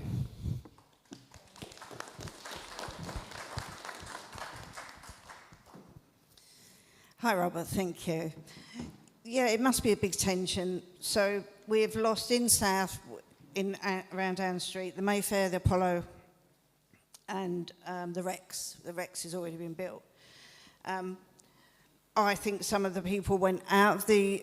it was hard. It's a hard job to keep a hotel going, but they were good hotels. They were full. They were having staff problems. So then they get a price that people want to buy housing, they're going to buy them out for a lot of money. So there's 2 problems solved for them. They're out of the business and they've not got to worry anymore about the staff. But it's a big problem for us because what is around there now, it's got to be a very fine balance. We're literally on the precipice of people will go, people won't come to Jersey because you've got nowhere to go. And I haven't got the answer, but we really need to find out what can we function with on this. You know, we need homes, we need staff accommodation, we also need people to be able to go somewhere, because it all knocks on. If people don't come in and going away, it affects our transport, our flights, we'll get less people coming in, and we'll lose some operators. So we are at a very fine balance, and I'm quite worried, actually. And as I've seen it go down so quick in the last 5 to 6 years, losing all them hotels. Sorry.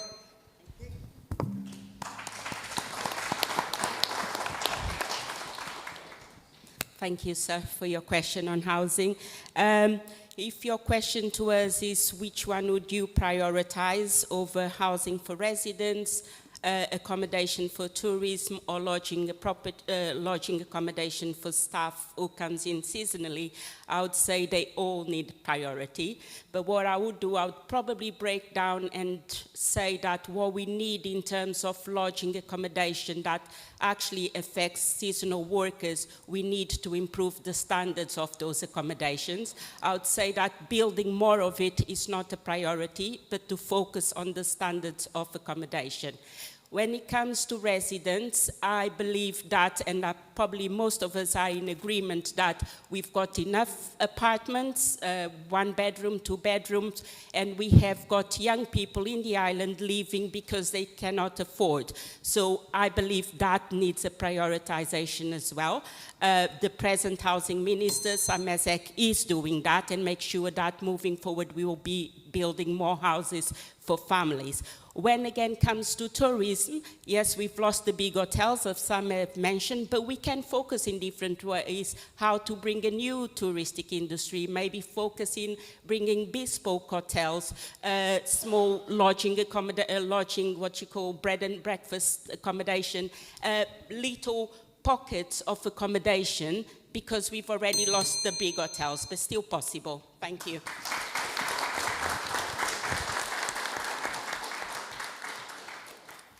Wherever there's tourism, you will have some tension between that and the local resident population. Before I came to Jersey, I lived in the Lake District, and there was similar issues there with finding places for people to work, to live and work. And many of the hotel chains actually bought blocks of accommodation for that purpose. I think that's probably what would need to happen here in Jersey. In terms of government, I think our priority would have to be housing residents, also key workers, When I first came to Jersey, I was fortunate to be provided initially with an Andean property, which I later moved out of. So that's really important that we have accommodation for nurses and doctors who come here. So these are all competing pressures on our housing system, and it's something that we do need to look at carefully. It shouldn't be an either or. Everyone needs a roof over their head at the end of the day, so it's something that we should assist with.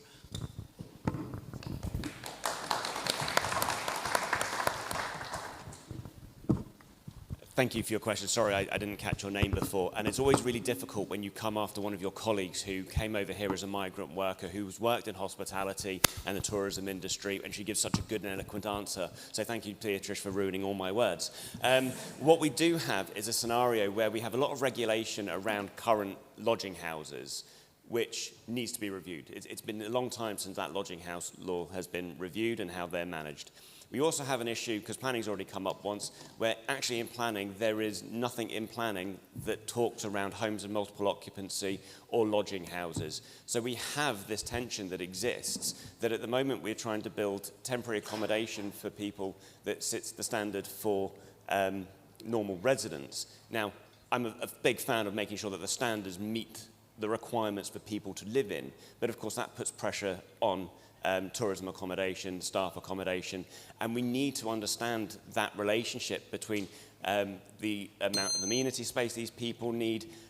So it really does have to go back to that basic point that we have no idea how to build staff accommodation at the moment. So we need to get back to that fundamental and find out what is fit for people to live in. Again, back to the people coming here have the right to feel valued and live in safe and secure accommodation.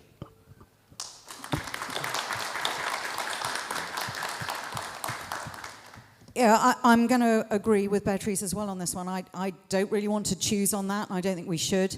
I think the most recent tragedy of the farm worker reflected so poorly on us as a society and as an island. So, you know, we're wanting to attract people here for tourism.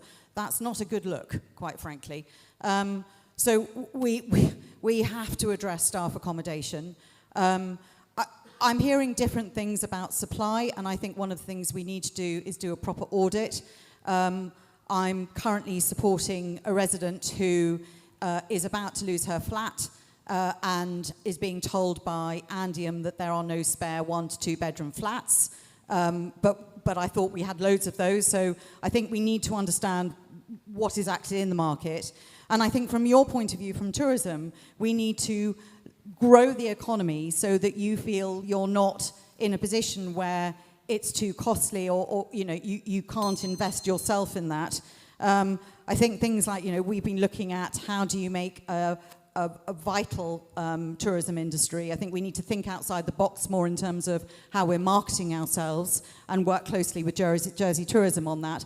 But I also think we need to look at how we create a vibrant community within St Helier South so that people are attracted here and make it cheaper.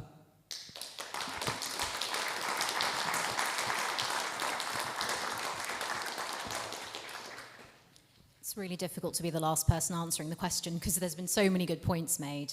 I don't necessarily think this is a binary because we have the QALYs system, and so the housing you can access when you don't have your QALYs is very different. I'm speaking from personal experience here. My first home was a 1-bedroom bedsit that my parents, myself, and my brother lived in until I was 18 months old. And then my parents got their QALYs, and if you ask them, they're not here tonight, they would say it was night and day because suddenly we had a big enough home, we had somewhere to live, and yeah, it wasn't double glazed, and no, there was no heating, but we had somewhere to live and we felt like we belonged here. So I don't think it's a binary, but I think we can do both. I've spoken in other answers about the need for more family homes, the need for more downsizer homes to kind of, you know, keep the demand up, keep people moving through the system. But I am going to agree with what's been said about the standards for lodging houses. It's not just about building more, it's making sure that it's fit for purpose. I've door knocked on a lot of lodging houses during this campaign, and frankly with some of them I've been appalled by the condition that they're in. I know if you're the person who owns that is a sizable investment to bring that up to standard, but that is why in our manifesto reform have committed to revisiting those standards Because as Tom said, if you're working here, you're doing jobs we need you to do, you deserve to live in reasonable accommodation that is not going to be hazardous to your health. Thank you.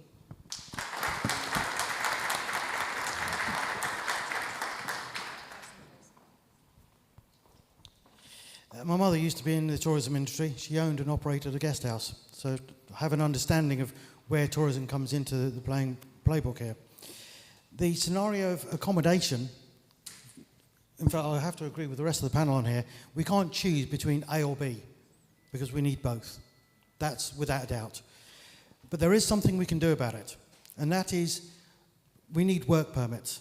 So the people who are coming here are being measured similar to the point system like going into Australia, New Zealand, Canada. They have a point system get here. When people are coming here to work, we then can clarify that they have a right to work. Rather than trying to say we need accommodation, we need to say that they are legitimately here and they're bringing value to our island. When we put that into perspective, where they live after that is down to the housing qualifications. At the moment, that is in a sort of a two-stage area. We're either entitled or we're registered. So we need to have a look at that and maybe bring in the third category of being on lodging houses for part-time work, seasonal staff. They need to live in a good accommodation, and I certainly concur with my colleagues here. The standard of lodging houses in the island does need to be brought up quite a substantial amount. Thank you. Housing standards are very important and must be maintained and improved. I mean, the lodging houses are examples of where there is very poor accommodation provided and it's relatively expensive. It's because we've got this housing law which creates two classes of citizen. Until you've got your housing qualifications, you're forced to live in that sort of accommodation, and mould and damp comes with it. And landlords are often not prepared to address it because they know they're providing to a category of person who really has no choice, but nevertheless they accept it. We all pay lip service to the improvement of tourism, and yes, it needs to be done, but what's happening is competing often with finance, and the demand is for, of course, flats with sea views, and those are the best locations where the hotels were that are going.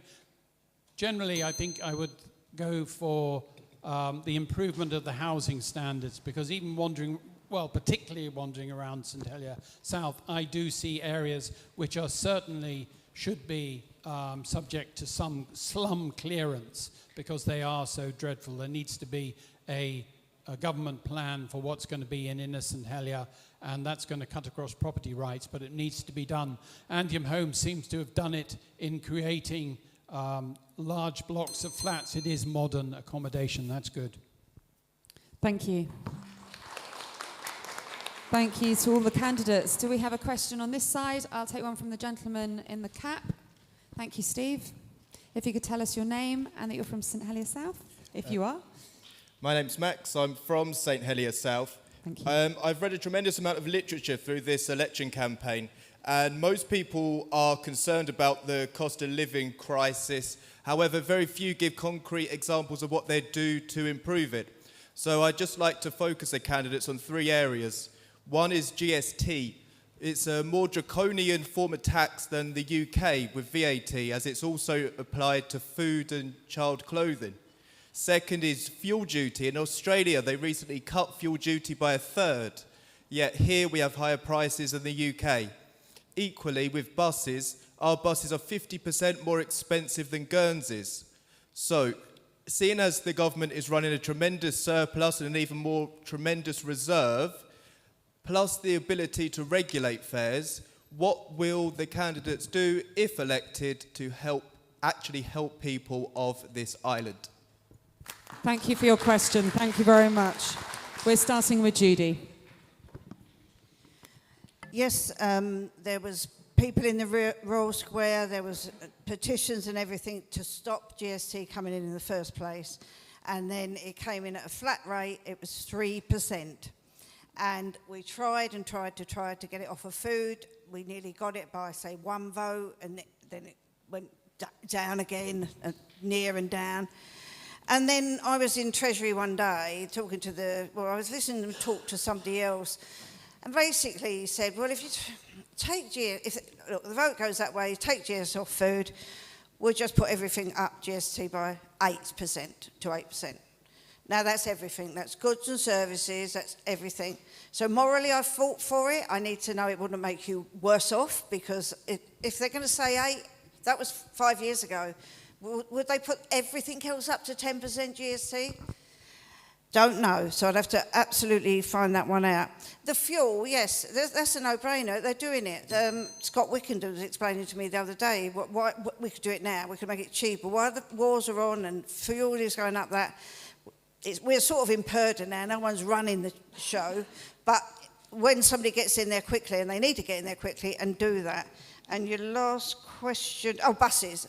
Yeah, night buses, they can be cheaper. We need buses to go to 3 o'clock in the morning out to St. One's. Safe travel. You can take 20, 30, 40 people. Thank you.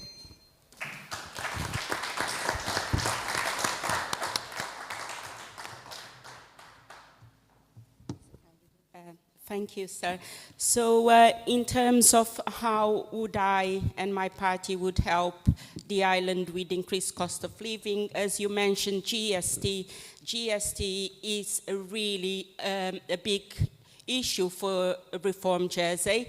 We really do believe GST should be removed from essential goods. So we all need to eat. We all need essential things. We don't need other privileges, but at least the GST should come out of it. I can honestly say that my colleague Raluca Kovic, she did try and brought a proposition into government, into the assembly, to take away GST. Unfortunately, we were not enough as Reform member candidates in that assembly, because she unfortunately lost the proposition by 28 members, I believe, if I'm not wrong. So again, as Reform Jersey candidates, we will be coming again with that proposition, because we really do believe it's essential for everyone in the island, not just for a few, but to everyone. When it comes to fuel costs, yes, they are very high. We all know that they probably bound to increase due to the wars that we are going through. Again, it possibly, for me, would make sense that government at some point will come with the intervention and cap the duties, so people can still able to drive their cars. But more importantly, I think it's a good time for us to diversify in our connectivity. Apologies, Thank you. that is time. I missed the first bell, that was my mistake. Sorry. Thank you very much. Thank you.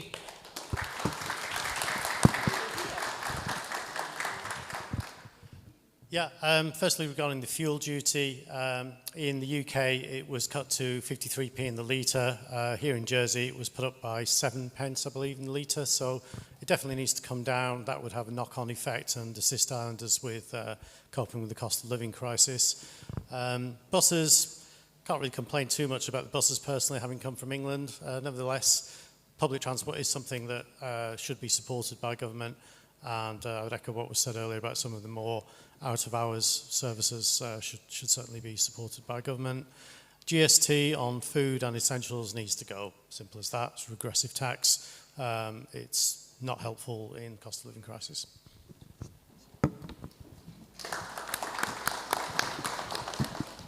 Thank you, Max, for your question. As Beatrice has already said, yes, Reform Jersey has a long-standing policy about removing GST from food and essential items. It is a regressive tax and shouldn't have never been brought in there in the first place, especially when the finance industry using services available on Jersey, which we all would have to pay GST on, they don't have to pay GST on. So we could apply some of that to the finance industry, so they actually pay GST on external services. This is like sandwiches and plumbing, cleaners and engineers like everybody else would have to pay on. Fuel duty, I think we also have to remember GST's on fuel duty. And actually when we have these wars and things in the Middle East, it has that knock-on effect to our fuel prices, that then it's the increase in the fuel charge plus that 5%. We are going to have to live in a world without fuel duty as we move towards more electric, more green infrastructure. So we really do need to visit how that works, because at some point we're going to have to replace that money anyway. So let's focus on that really hard. Bus fares. So we've got free bus passes brought by Rob, expanded to full-time education people by Karina, all Reform Jersey members. But I would like to see us have an annual pass which people feels like a gym membership, something that they can afford to pay and a one-off payment. Remember that it's in their pocket on occasion, and they will still use it. Like everybody gets, I've got gym membership, haven't used it in a while, but I will after the election. So yeah, it's one of those things, you want it in your pocket so you can use it when you want to and realise it, but it's not going to be a burden. Thank you.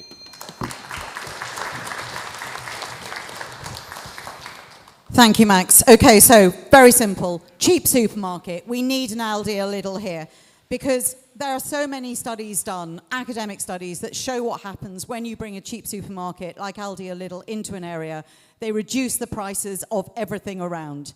It acts as a natural policing mechanism, which we don't have here at the moment. I had a really good chat with Caritas a couple of weeks ago, and they share my concern. If we take GST off food before we have a natural policing mechanism here, all that will happen is that over a very short period of time, that will be absorbed back into the costs. We'll have lost £44 million of revenue, but we won't have any way of proving that. So no, I think we need to get cheap supermarket here first. Then, once that policing mechanism is in place, we can then revisit the GST. I think the fuel is really interesting. Again, my conversation with Caritas, I hadn't thought about it from the point of view of who uses the cars the most. It's the carers, the cleaners, the people who are running around after us. So I think that could make a difference. And I think we also need to look at, electric cars here are seen as an aspirational. If you look at how much you can get a car for in England, an electric car, it's £199 a month for a cheap Fiat 500. That same car will cost you £450 because of loans.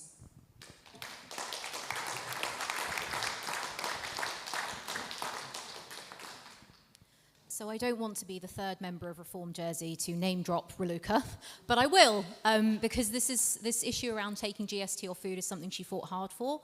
And as a candidate, I've been very surprised. There's been a lot of non-Reform Jersey people saying, gosh, wouldn't that be a good idea to take GST off food? So that's wonderful. Might be this time round we get a bit more support for it. But I also recognise that taking that percentage off isn't going to fix everything. It is useful, it is helpful, but there are bigger structural problems here. And if you don't mind, because people have covered so much ground, I am going to focus on food. I've said elsewhere, I think we should explore the cheaper supermarket, but I don't think it's a golden bullet. We have so many issues in our distance from the UK, their ability to get things here. If you look at the model of food distribution, it is always a just-in-time distribution system.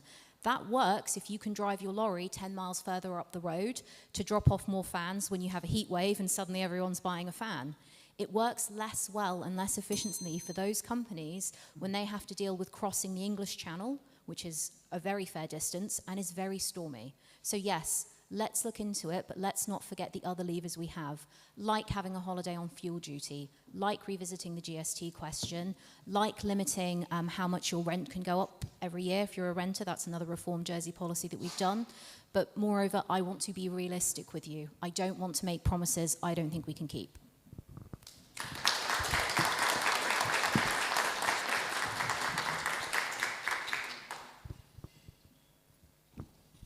Well, GST on food, I've already said that right at the beginning of my speech. It should never have been put into place in the first place. It should be removed as soon as possible. Where are we going to get the money for that? Well, look at some of the jobs that have been done recently. Broad Street, the bus slip lane on the Esplanade. Look at the hundreds of thousands that have been spent on that, just on posh granite. For what? A bus stop. It's not a tourist destination. Why are we spending so much money on that sort of gear? No good at all. The situation with fuel duty, in fact, Tom has brought this up. I've identified it myself many years ago. How come we're paying tax on tax? That's fraud. Government is committing fraud. End of story. Should be wiped out. The concept of fuel duty itself, well, I was one of the 19,000 that actually signed the no GST. However, having investigated, as an additional tax, no good. But to replace some of the taxes, like different duties at a variable rate, then that would be sort of usable by fuel duty, by alcohol duty and tobacco duty. And having a variable rate tax instead of just 3%, 5%, whatever, work out the value of the product itself. Buses, well, if I get in and I get to Infrastructure Minister, I'll be looking at slashing the price of the buses, because that's directly under infrastructure. It's quite simple on that one. Thank you very much.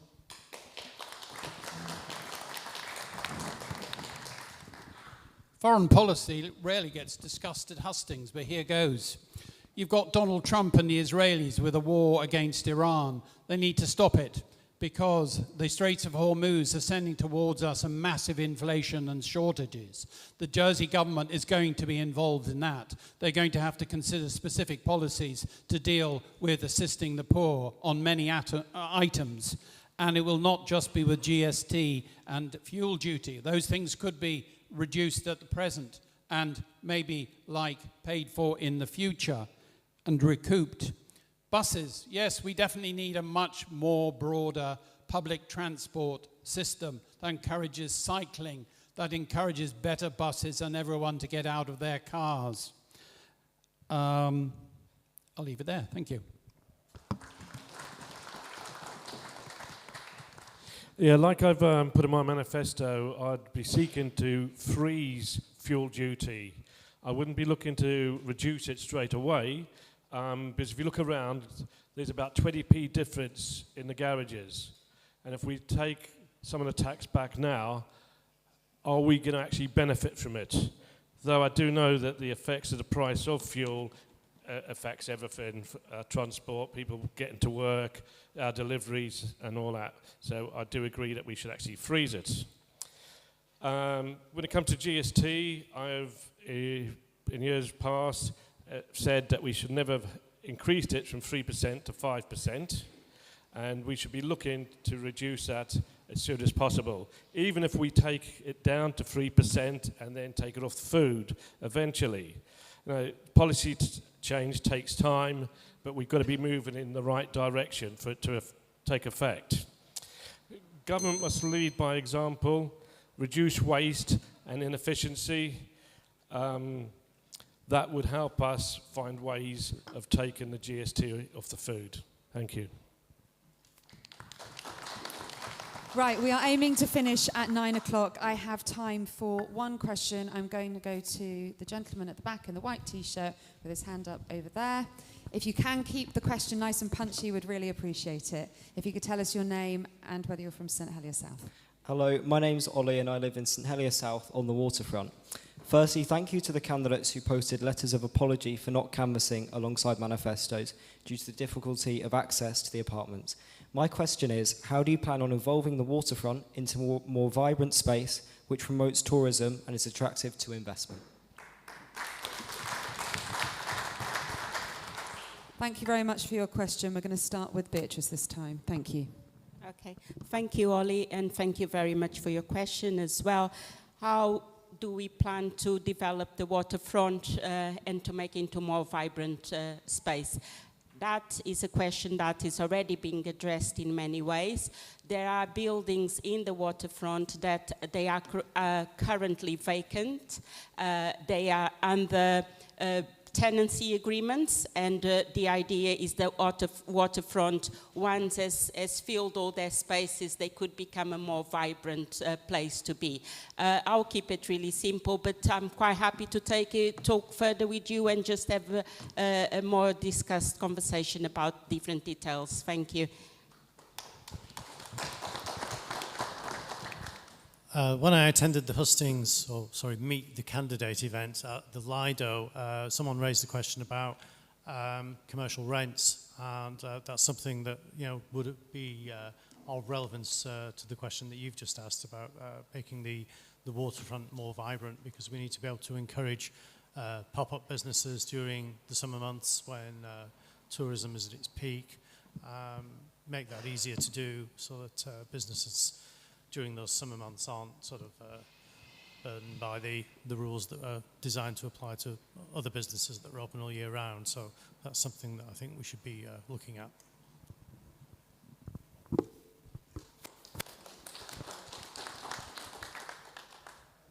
Thank you, Ollie, for your question. I think one of the biggest challenges we've had at the waterfront is the cost of the rents. Unfortunately, SOJDC decided on a policy that they would sell off the units to people to then provide whatever things they wanted in those. It became more difficult for the rents they wanted to charge to attract an array of different businesses and industries down there, so we've only ended up renting them out to office blocks. I'm not a massive fan of chain restaurants, but I would have loved to have seen a Wagamama's down there because it would have got people to go there. The connectivity into town is the thing, because I remember when Liquid nightclub was there, it was always good. There was one bar downstairs and you went up to the nightclub afterwards, but that doesn't exist anymore. There's nothing that draws people there to create that vibrancy. So in the redevelopment work that SOJDC have to do, they have to make sure that either government or them themselves retain some of these outlets to rent out for a reasonable price, so we can attract local businesses, local hospitality sector to come and be able to afford to be there, and also be competitive to create. Kensington Place is disappearing. I used to be able to walk down there on a Saturday night. If you couldn't get into one restaurant, you'd go to the next restaurant, you go to the next restaurant. You need that at the waterfront, because that's how you create the vibrancy. You need different al fresco areas, different places to sit out and have a drink, whether it's alcoholic and non-alcoholic, just something. We have no coffee shops that are open past 6 o'clock on this island, and I think that's madness. You go to cities around the world, coffee shops are open until 10, 11 o'clock at night. Thank you.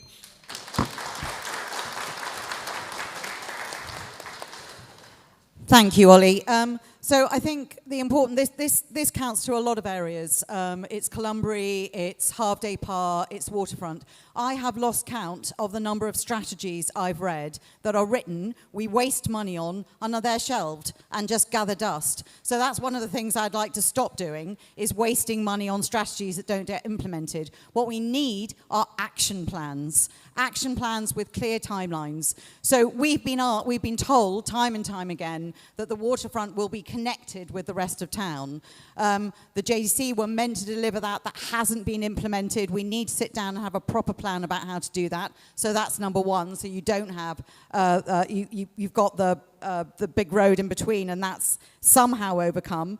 I think the rents are also a big issue down there. So I was talking to Locks. They have been offered a unit there countless times, but they can't make it work. They'd have to sell so many cups of coffee to actually afford the rent there. So we have to have a look there. You know, JDC is owned by the government. We're wanting it to be vibrant down there, and we're creating a barrier because of the rents that a government-owned company are charging. So that needs to be looked at. And we need to have a proper action plan, not strategy, for making it more vibrant again. So we had a question at Half-Day Par about bringing sort of the local performing arts talent and letting them use some of the spaces down there.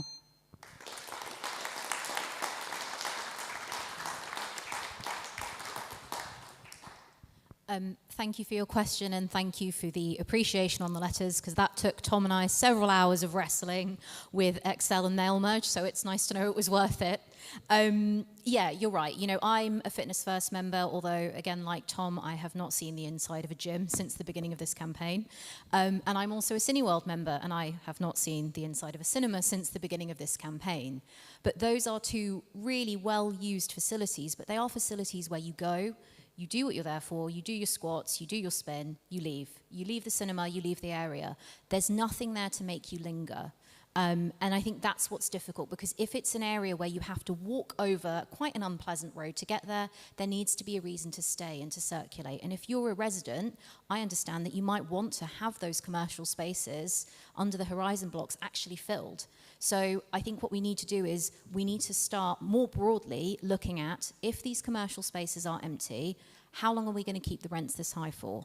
How long is it going to take us to allow temporary usage for pop-up spaces? Is there legislation that's stopping us doing that? Is there rules that we can change? And shouldn't we? Because surely, for the people who own those places, they're not making any rent anyway. So surely they'd rather have a peppercorn rent, and we'd rather have a bit more vibrancy in the area than just having those huge units sat empty and not having a sense of place down at the waterfront. That's what we've always been missing.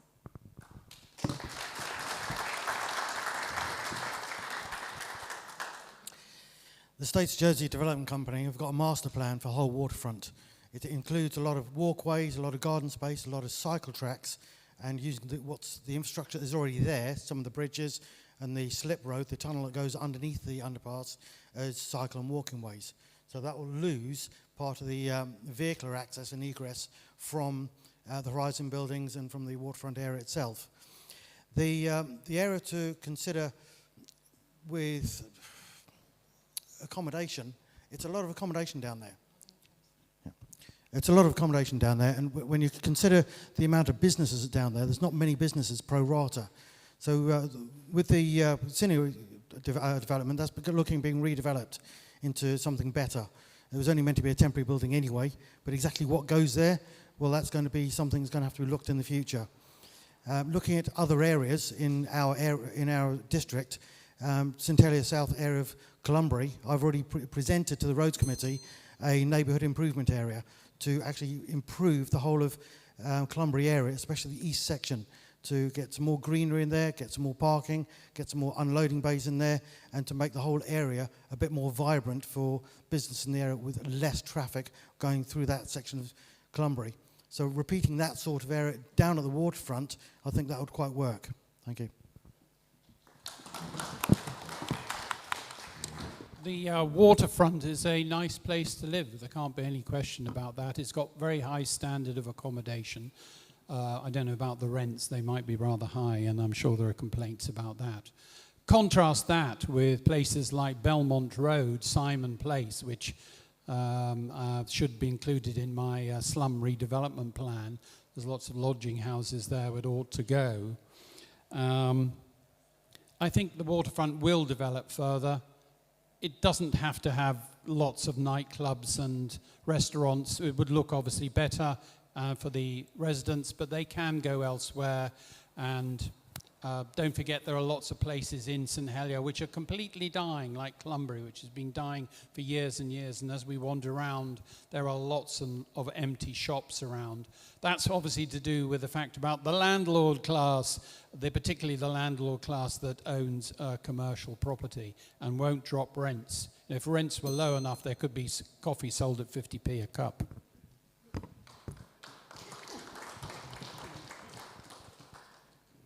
I actually live down near the waterfront.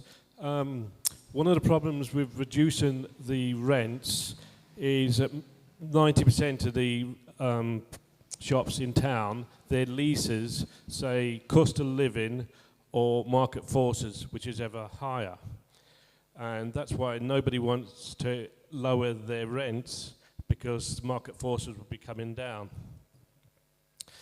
Originally, when they built The View and Castle Quay, they had 3 Michelin chefs lined up to actually open restaurants on the marina side of it.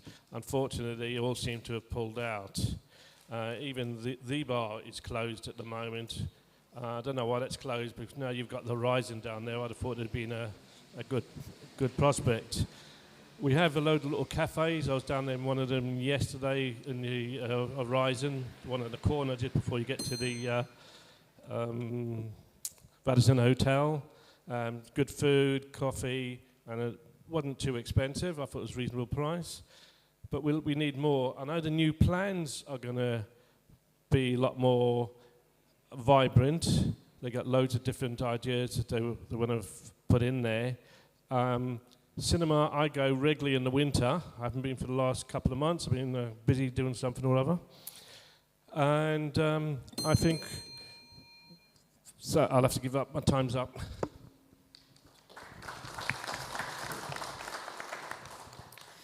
Thank you. I had a similar question, and I already had a similar answer, because you've got that beautiful green on the waterfront, and we've got a beautiful Royal Square all in south of St Helier, and we've got licensing laws that have been updated, but they're still 120 years old. We have had the most beautiful weather we've had. Nobody could pop up and a young band, play down at the Royal Square, play on the waterfront. They've done it in Swansea, they do it in Australia, they license the whole area. the pubs work together. It's hard glasses, obviously, and it works. Vibrant, you can hear something and they go, oh, what? It's popped up and everybody's there. We're wasting them spaces. The bar has been stopped, apparently, from having any other tenants till 2027 or 8 by the people that own it, and that's a fantastic bar. But we can do a lot more. As I say, we need to get together. I've spoken to hospitality about this, and they think it's a very good idea, so it just needs to be pushed through. The talent we've got, young kids can't play in pubs, but they can play on the green and they can play under the United Club in the Royal Square, and at Friday and Saturday nights, or when it's a bank holiday Monday, it turns up. If you can arrange it, if the wheel's there, you can arrange it and you can all have a good old day. Thank you. Thank you very much. And that brings us, would you believe it, to 9 o'clock. That has flown by. Thank you so much for being such a brilliant audience. Thank you for all of your questions, and huge thanks to all of the candidates. Thank you to Steve as well for handing out the microphone. Just before we go, just a few things to mention. I do appreciate that there are a number of hands that went up. You haven't had a chance to ask your question. You can get in touch with the candidates via email and, of course, catch them when they're out and about canvassing. You can find their details on the vote.je website. Just a quick mention about votes. Postal votes need to be received by the Gref by 12 noon, please, on Sunday, the 7th of June. And don't forget, if you're going away, you can now vote early. St Paul's Centre is open, and that is from now until the 1st of June. So please go and take advantage of that. Polling stations on the 7th of June are going to be open from 8 o'clock in the morning until 8 o'clock in the evening. Please remember to take some photo ID with you. For now, though, that is it. Thank you so much for attending the Hustings here for Deputy for St Helier South. We wish you a very good rest of your evening. Thank you.